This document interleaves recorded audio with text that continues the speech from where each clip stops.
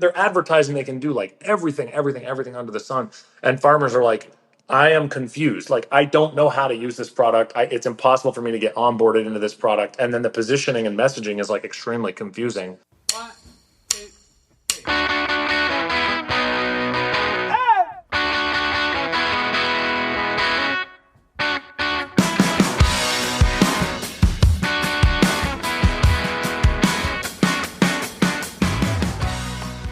Coming up, we're talking smart irrigation in farming with an AgTech founder and CEO, Devon Wright, about his company Lumo that is doing smart valves.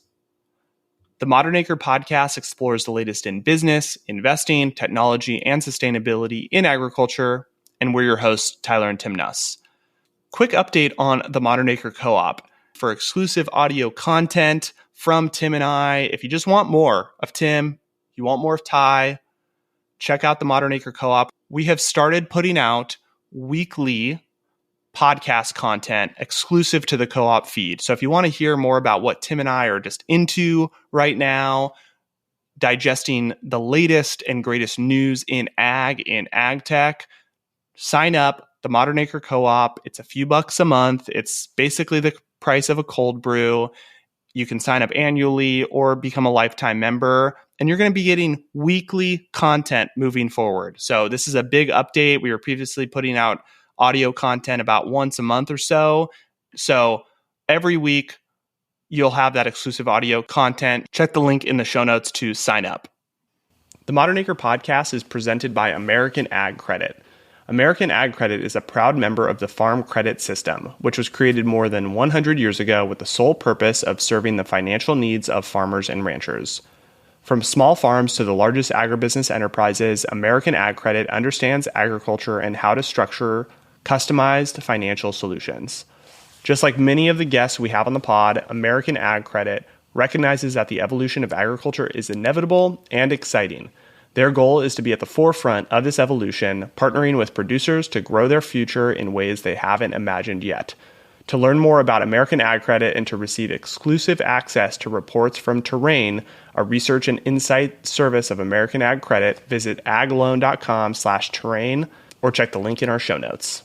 Ty, we've got a fun one this week. It was super awesome talking to Devon Wright of Lumo Ag about his journey and story getting into agriculture. He had a tech exit and bought a ranch, as one does once you have a positive tech exit, and moved up to Napa and started a small farm and really started to figure out what the challenges were, like being on the farm firsthand, and really scratch his own itch developing the Lumo product.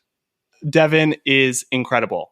Tech entrepreneur, buys a farm, and scratches his own itch. He can't sit idle by as an entrepreneur and not solve problems. And so Lumo Ag is really focused ag tech company. They have great branding. They have a great product that they've spent a lot of time on, and they have great product market fit. And that's a big part of what we talk about, is focusing on a specific area. It's something that we discuss with a ton of founders on this podcast, but I think Devon has a really unique approach and discipline to how they're thinking about expansion. So this is wide-ranging conversation. Let's jump in with what's top of mind for Devon.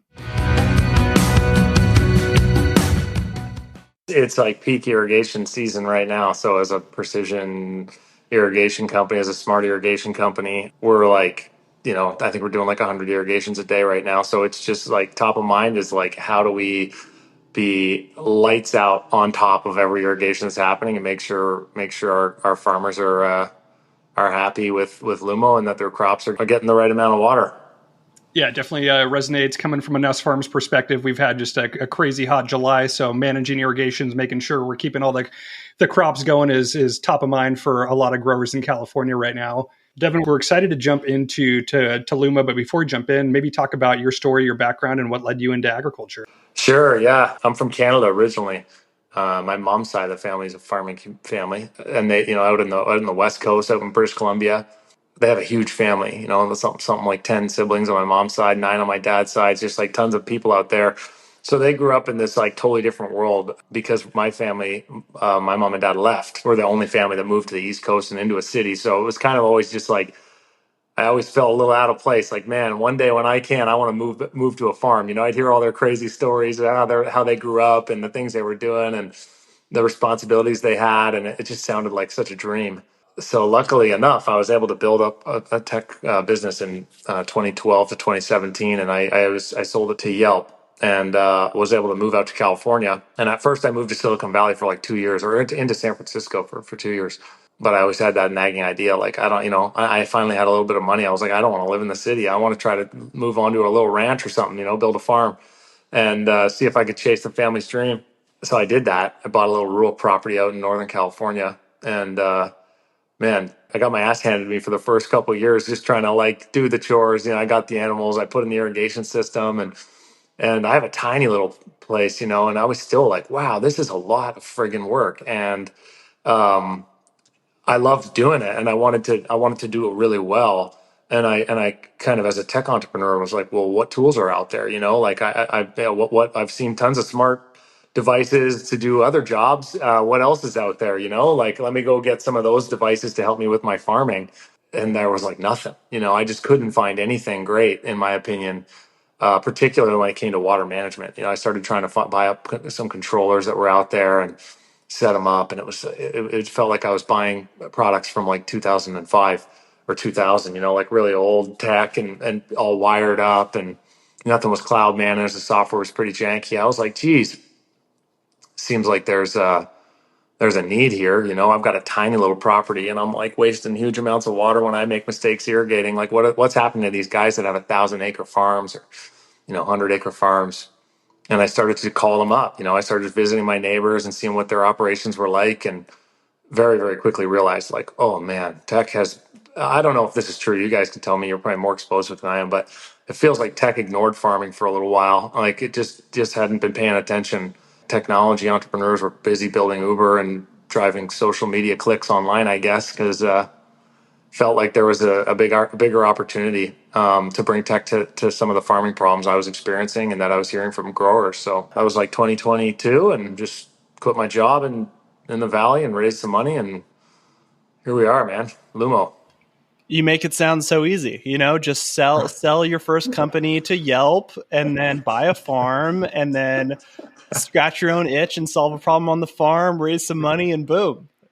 Yeah, Sign me up for that deal. that's the short version. That's the version your brain lets you remember so that you want to do another startup again. Correct. Yeah, exactly. Okay, let's dig in here. So awesome story. So you buy a farm, start working on it, and you identify this problem of water management. Like, so is this what's the root cause issue here? Is this just a matter of being able to optimize irrigation schedules and make sure you're in control of it? Can you kind of walk us through the problem? Awesome. Yeah, I think you like nailed where people's minds originally go, and because that seems to be the first thing you think of is like, well, I guess it's just a scheduling problem, or maybe it's just like opening and closing a valve problem. And that wasn't what we heard at all.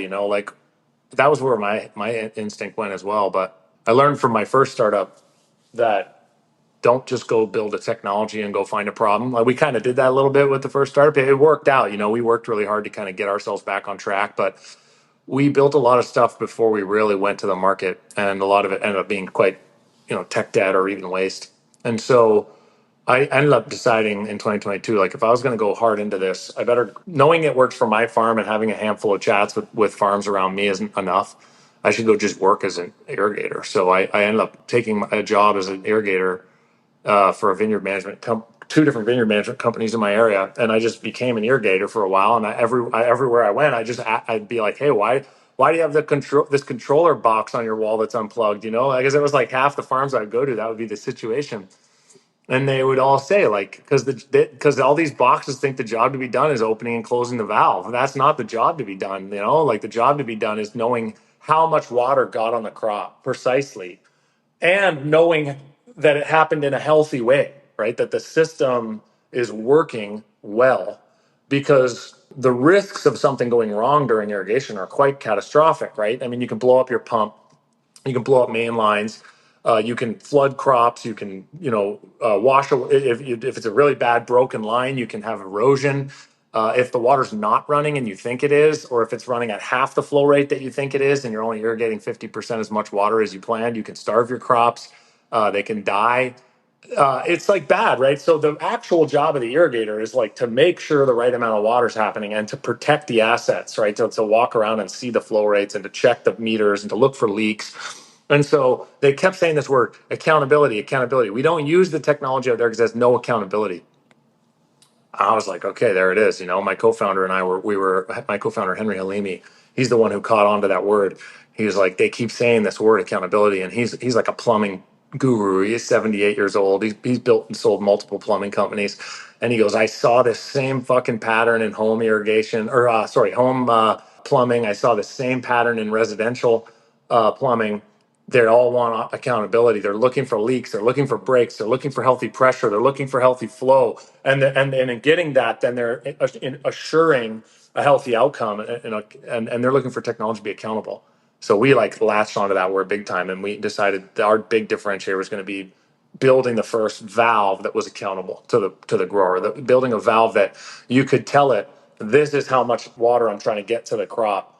These are the characteristics of the system, the pressure and the flow rates that we'd be expecting given the structure of the system, the pump, the number of vines or trees downstream, et cetera, and then drive to those outcomes and alert people when you don't see those outcomes, run workflows to help solve problems when you don't have those outcomes. So we really obsess around this kind of like execution accountability as opposed to like schedule optimization or telling you how much irrigation to do or anything like that.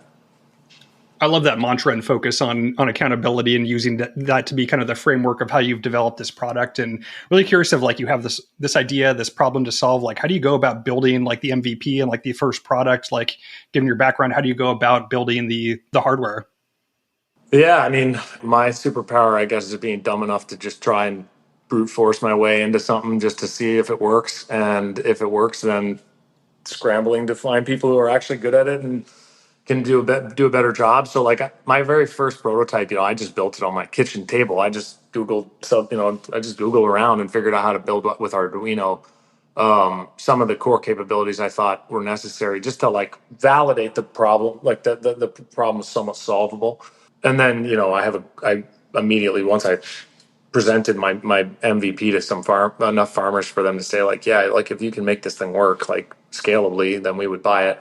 My co-founder, I found a partner and co-founder in Henry, where that's like literally his background is like scaling plumbing IoT type products, right? That's so he built his previous company and has very similar, sorts of capability, some similar capabilities, certainly like similar technical challenges that he brought a lot of expertise to. So, I'd say like step one is just be stubborn and dumb enough to like validate something. You just can't be afraid of something looking like shit. You have to just be willing to be embarrassed by the first thing you build and just ship it because it's just going to give you like so much learning about where to go, where not to go.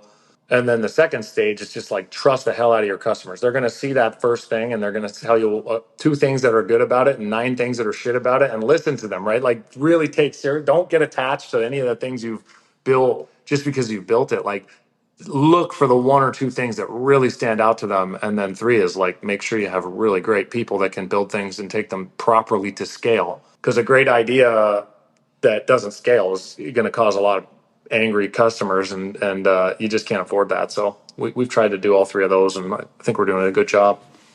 Devon, how have you thought about kind of go to market? There is a ton of automation in irrigation. The irrigation market is really fragmented. You have Yeah.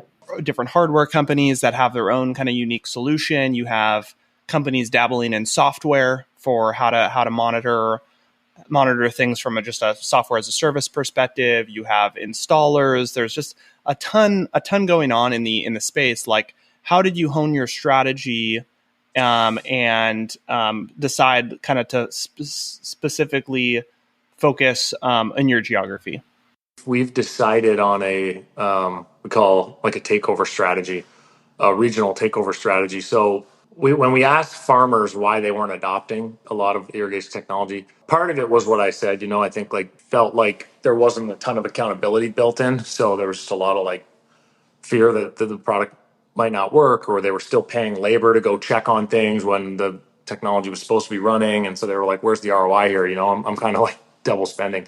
But the other part that we heard loud and clear was a lot of people said, like, where is this company? Like, what are they focused on? You know, like they come to me and they give me this like box and they tell me it's gonna do this magical shit, and then they're gone. And like I don't hear from them, and I like see that they're like doing almonds and they're doing wine grapes and they're doing apples and they have like they're celebrating a win in Washington while they're also celebrating a win in citrus in Florida, and they're like bragging about being in 6 countries, and it's like the farmer, like always something goes wrong. There's like no way around it. Any technology company that tells you that's not going to happen, especially an IoT company, is insane. It happens all the time. When something goes wrong, especially with a critical operation like irrigation, they're like, you better be able to like understand my business. You better understand what's going wrong. You better be able to support me and solve it. And I guess what I heard loud and clear is like startups were losing focus too early. Like a lot of these tech companies were losing focus very early. So their product was becoming very cluttered, you know, like building everything for every type of grower and every type of crop. It's like all of a sudden there's substrate soil moisture sensors, while there's also like drill and drop soil sensors feeding data. There's weather stations feeding data. There's a whole decision making platform. They're trying to do like valve automation while they're trying to do pump automation, while they're trying to read reservoir levels, while they're advertising they can do like everything under the sun. And farmers are like, I am confused. Like, I don't know how to use this product. It's impossible for me to get onboarded into this product. And then the positioning and messaging is like extremely confusing. And then the second thing is it comes down to support. It'd be like when something goes wrong or I am confused, it just feels like where are these people? They're not in my community.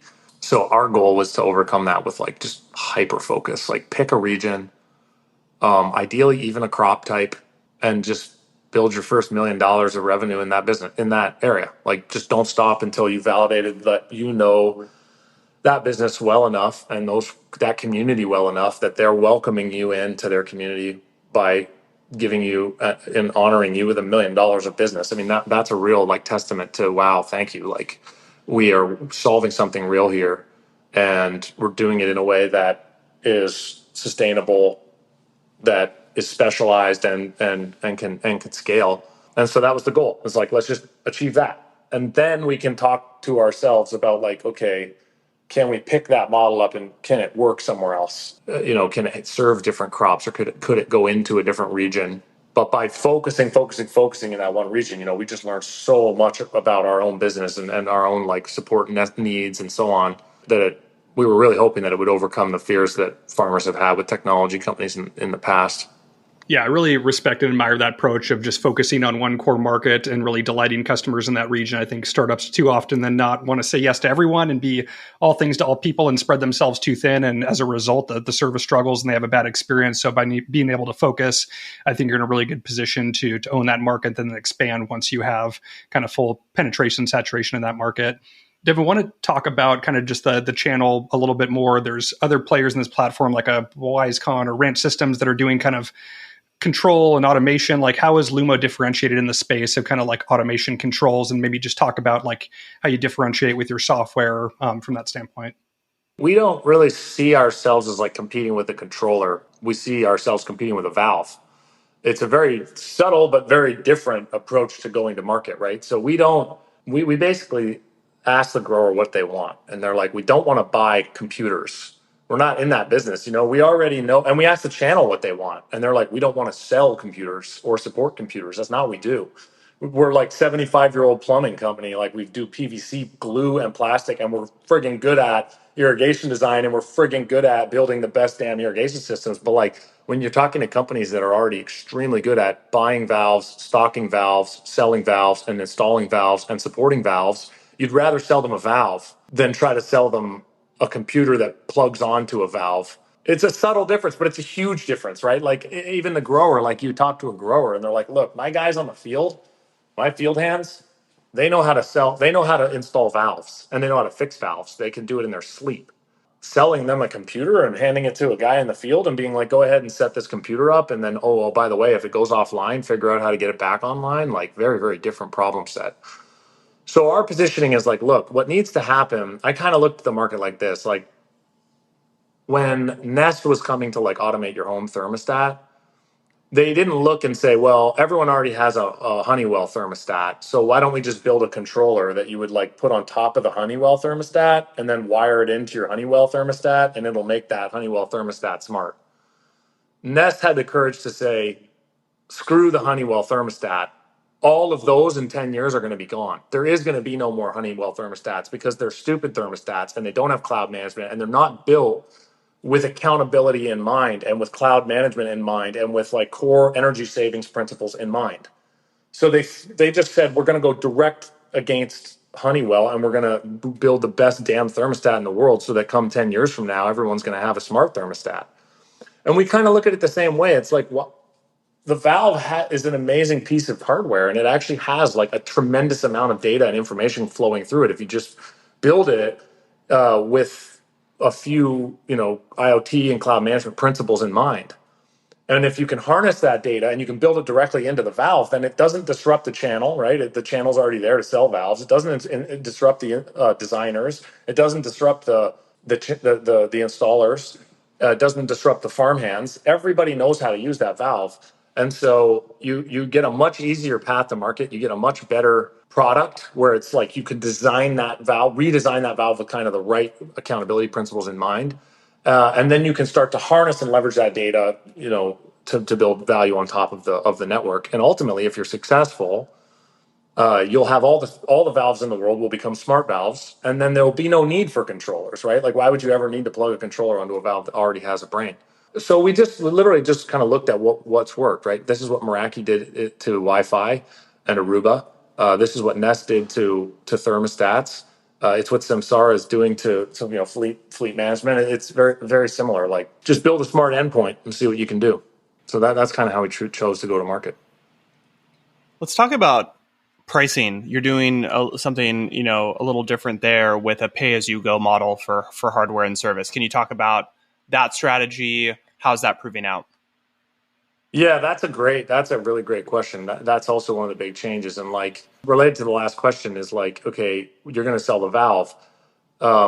You then also become accountable to making sure that valve's working, right? And you become accountable to like replacing parts on that valve if it's broken. And like you become a little bit of a hardware company. And that you'd think it's an advantage as a controller company to not have to deal with that, because you could just be like, well, I'm just the computer. If the valve solenoid doesn't work, that's not on me. That's on Netafim or someone else. But actually, farmers hate that. Like, they don't fucking care whose problem it is. Like, they want one person to talk to. They don't want to have to chase down 4 or 5 different vendors.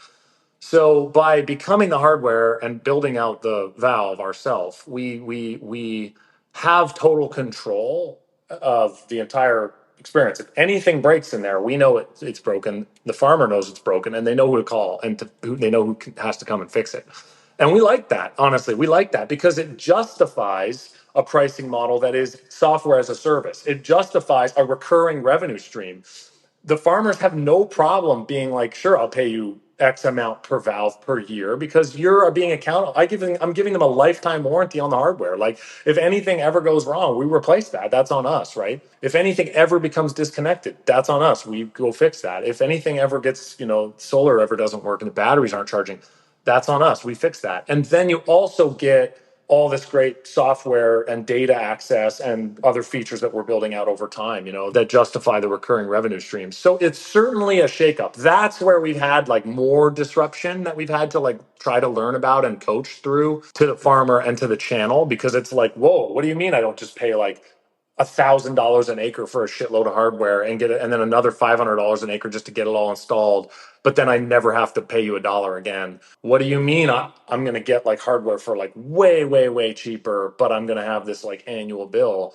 But I do think like we've really been trying to show like the cash flows actually map better to the way the farmers' cash flows work, because it's like you don't have this huge chunk of cash up front. You're just paying each year. And we're often like competing for operating budgets, right? Like, reducing labor in the farm for vineyard management or for farm management irrigation operations, reducing pumping, reducing water fees, reducing risk, like maintenance costs or risks to the system. So we can map the cash flow they pay us to like very annual savings that we think we can give them, which is nice. And then also, yeah, we can basically argue like, well, do you like the service you're getting from that one piece of hardware that you paid for one time and then never spoke to again, but now you have to pay $250 an hour every time a plumber has to come and like try to fix it? Or would you rather like pay a known recurring fee that will never change and get that kind of support from us and our channel partners? I think it's working. I think it is a change though. It's definitely not the easiest first conversation. Yeah, super interesting. Such a novel approach. I like the concept as well of like knowing your having known costs and not having variability in the budget. I think is from a grower standpoint, definitely intriguing. Devon, we talked a little bit about focus and your target market now, primarily vineyards in Napa, but maybe talk about the product roadmap of kind of where you see growth for the company in the future, in the upcoming years. Yeah, it's been a huge conversation for our company because when you when you're venture funded, growth is a huge thing, right? And when you tell a VC like, "Hey, we're going to stay, regionally constrained for 2 to 3 years and do one crop really, really well," they're like, "Great!" Like that's really reducing execution risk, but then that increases TAM risk, right? Because like, well, is that going to translate to almonds or lettuce or whatever, and how are you going to take it to different markets? And it's a that is literally the trade-off, right? Is like I would rather personally reduce execution risk and get extremely good at doing something, one thing, and then move that to other markets once we've learned the playbook.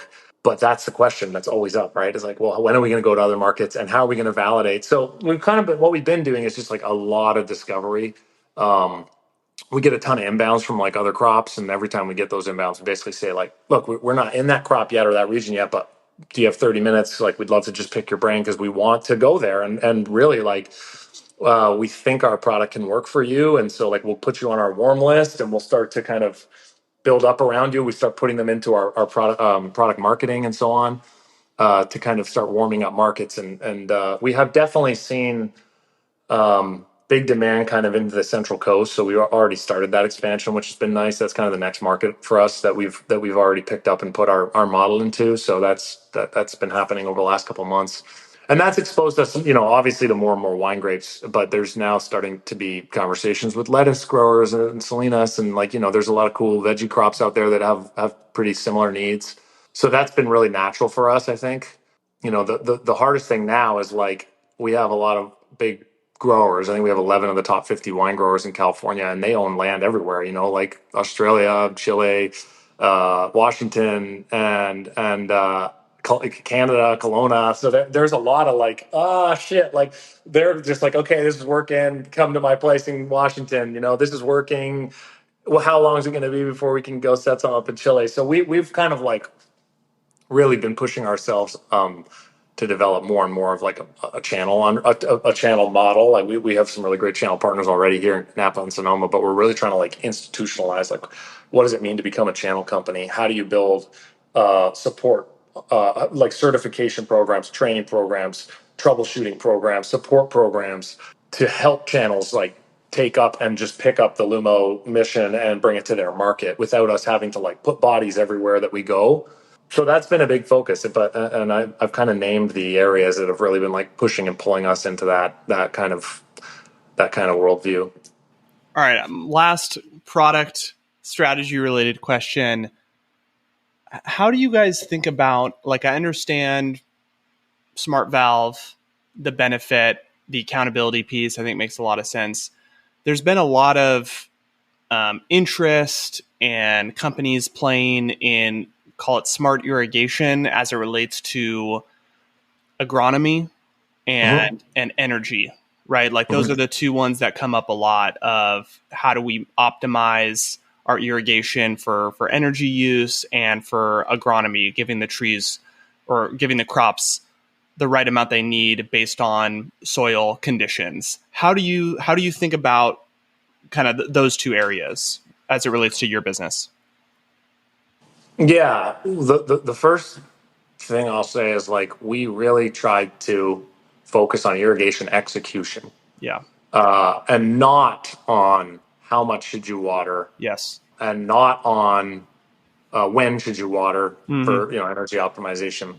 The reason is, one, I think an ecosystem is healthiest when startups are focused, because then Peter Thiel kind of talks about like a startup's job is to create a monopoly, right? Like a little monopoly as soon as they can in one area, because that's defensible, and then you can charge a high enough price, and you can protect yourself, and you can kind of reinvest in yourself, and it's really good if you can do that. And another startup over beside you, like if we're focused on irrigation execution, for example, the step before that is irrigation decision making. How much should I water?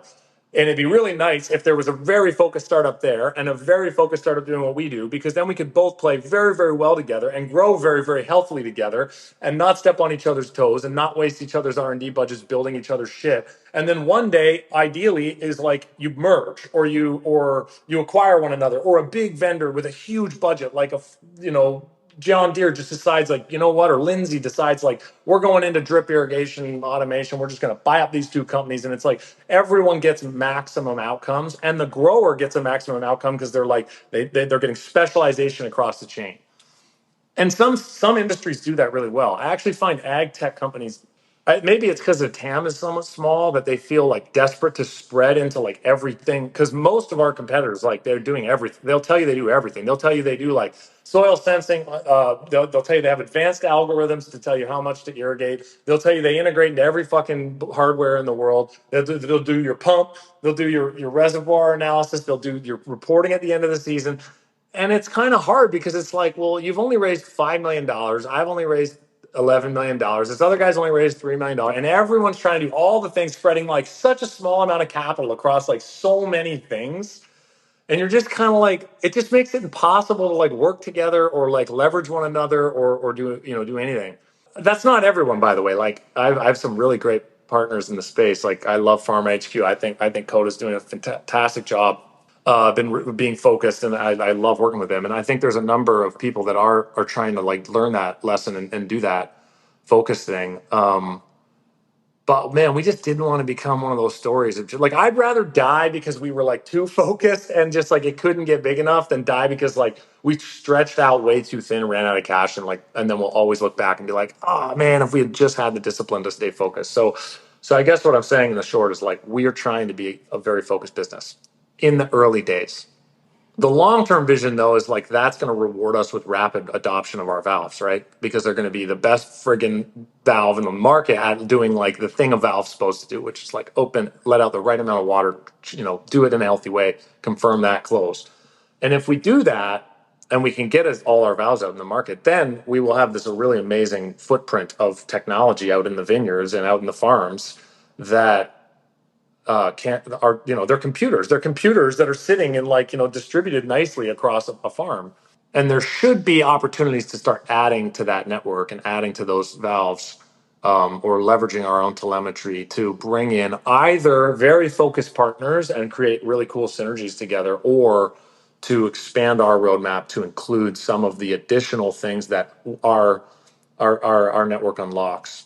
But to me, it's really like we have to do the one thing really good so farmers trust us, and they say that that's the valve that I have in my field. That's the valve that I can turn to, and it's reduced my risk of operation. It's reduced my cost of operation. It has a very rich data set of how much I'm irrigating, and I think naturally the farmer will, after a few years, say, hey, could you also like just plug a soil sensor thing into that valve and maybe just help me like do a better job knowing when to irrigate? Because then if that happens, we can either be like, okay, we want to go into that world, we want to acquire someone in that world, or we want to partner with someone in that world. And like, I'd like to have that conversation organically, because we're being pulled into it by our own customers who already love us for what we do great, than to like try to build all that stuff now so that I can convince farmers to want to work with me. That just seems like such a way to like spread yourself too thin and get smoked. You've got Ty and I's heads nodding over here. I think our takeaway from this episode is the importance of focus. So it's awesome what you're building. Devon, as we wrap up, we always like to ask a fun one. What's your ag hot take? Oh man, yeah. I guess I just posted this on LinkedIn. I don't even know if it's a hot take. I think it shouldn't be a hot take, but it feels like it kind of was. It got like 300 likes on my post or something, which is very rare for me. It was about that farmers are actually like insanely good buyers of technology and partners for technology. I think most people when I told people I was going to go into ag tech, they were like, ag tech farmers are so backwards, like, and I actually like, I was quite disappointed at like even some disparaging comments. There's like a lot of misunderstandings out in the world about like who farmers are and how amazing of a community they are. And particularly with tech, it's like, because there hasn't been as much like big outcomes in maybe ag tech as there has been in some industries. So I think a lot of people blame the farmer. Like, well, if farmers just would adopt technology faster, we'd all be rich. And it's like, well, that's kind of a bullshit thing to say. Like, what could we be doing better as entrepreneurs to make it easier for them to adopt? I think, frankly, that's where to look for the culprit. But because that like narratives have been out there, I was a little worried. Like, whoa, okay, maybe I'm going down a rabbit hole here. I'm going to spend all this money and time and trying to bring modern software and IoT practices to farming, and I'm just going to get thrown out. But man, we just did like our 65th install of a vineyard this summer, and man, it was been insane. Like, I think we did 65 installs in like 60 days or something like that. It's like it's like more than a vineyard a day at this point. So you can imagine like how bad some of those experiences were for some of those growers, right? Like delayed inventory. Sometimes we do plumbing, like plumbing would get done wrong, and we'd be like, oh shit, we'd have to come out and like replumb blocks. Tons of mistakes. New team members, new hardware, new vendors, new partners. Everything was new, so tons of stuff breaking. Man, we have had nothing but the most supportive customers. Not a single one of those 65 people churned. Not a single one of those people asked for money back. Even though sometimes we would offer proactively, we'd offer a discount. We'd be like, hey, we screwed this up, let's just get you like 25% on whatever. They'd be like, nope, not taking it. Like, you're still here, your team's on site, you're trying to solve the problem. Yeah, I'm not taking money from you as a startup. Like, you need this because you need to become successful, so you're still here 3 years from now to do the job that I'm trusting you to do. And I'm like, I don't know, man. I don't know. I don't think I've seen that anywhere else. And I really do believe it's like the real stereotypes I believe about farmers are the ones where it's like they're real community oriented people. They're generational in how they think about sustainable business practices, both from an environmental perspective, but also from a handshake perspective, and doing what they said they would do, and rewarding people, or supporting people who do what they say they're going to do. It's just been awesome, man. It's been so cool to like to be able to suss out like what stereotypes are really true about farmers and which ones related to tech are just kind of bullshit. And I hope that honestly becomes more and more like the awareness, because I think there's a lot of opportunity to invest in technology for farmers to improve their bottom lines and to solve some of the big challenges they're having around labor shortages and environmental challenges and regulations and all this. And I'm hoping that like that message can be that they're actually great customers, comes through to more and more entrepreneurs, so they just like get excited to try and work with this community and do more great build more great products for them. So yeah, maybe that's a hot take. I don't know. That's awesome. Great place to wrap it. Devon, super super fun conversation. Thanks for being on the show. As we wrap up, how can listeners get in touch and connect with you and Lumo? You can always type in "Let's Grow" at lumo.com. I think that's our general inbound web email address. We have an inbound form if you're a customer, you want to learn more on our website. And then, yeah, you can always reach out to me. I'm just Devon at lumo.ag. I'm an open book. I love to meet anyone in the industry. And if I can support you or anyone in the industry, yeah, just let me know. Happy to help. So, Ty, what do you think? I think it's rare, Tim, that I've seen a AgTech startup hit all of these areas. One is brand. I think Lumo has an incredible brand. I think they've just nailed it. Two is product. Their product is very beautiful, but also effective and solves a very clear problem. And three is go to market strategy, right? They are focused on a particular geography intentionally. They're trying to get to a certain amount of revenue before they move on. And I think that is missed a lot of times. I think they're nailing all three of those, Tim, and that's really cool to see. It was a really inspiring conversation. Yeah, love the conversation with Devon. Like the takeaway for me was just overall focus on the business, and I think just simplifying things for growers. He talked about like farmers don't need another like computer to stack into existing hardware they have if they can just replace a current piece of hardware that growers are already using and have the smart component to it. That's a win-win. Reminder, guys, join the Modern Acre Co-op. There is new audio exclusive content on that feed. Hit the link in the show notes. You can check out what it's all about, and we'd love to have you be part of the community.